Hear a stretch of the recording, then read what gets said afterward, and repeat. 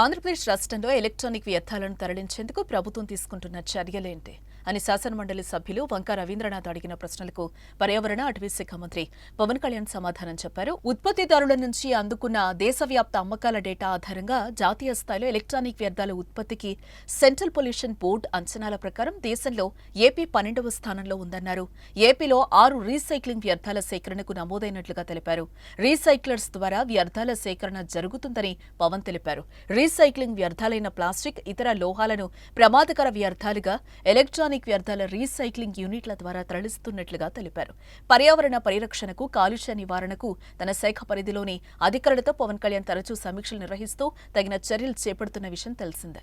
ఉత్పత్తిదారుల ద్వారా అందించబడిన దేశవ్యాప్త విక్రయాల డేటా ఆధారంగా జాతీయ స్థాయిలో ఎలక్ట్రానిక్ వ్యర్థాల ఉత్పత్తికి సెంట్రల్ పొల్యూషన్ కంట్రోల్ బోర్డు అంచనాల ప్రకారం ఆంధ్రప్రదేశ్ రాష్ట్రం 12వ స్థానంలో ఉందని పేర్కొనడం జరిగింది. దానికి అనుబంధంగా నకలు కూడా జత చేయడం అయింది. ప్రస్తుతం ఎలక్ట్రానిక్ వ్యర్థాలను తరలించడం, రీసైకిల్ మరియు శుభ్రం చేయడానికి ఆంధ్రప్రదేశ్ రాష్ట్రంలో 6 ఎలక్ట్రానిక్ వ్యర్థాల రీసైక్లర్స్ వ్యర్థాల సేకరణ కోసం నమోదయ్యాయి. ఎలక్ట్రానిక్ వ్యర్థాల రీసైక్లర్స్ వ్యర్థాలను ప్లాస్టిక్లు, విలువైన ఇతర లోహాల, ప్రమాదకర వ్యర్థాలు మరియు ఇతర పదార్థాలుగా విభజించడం జరుగుతుంది.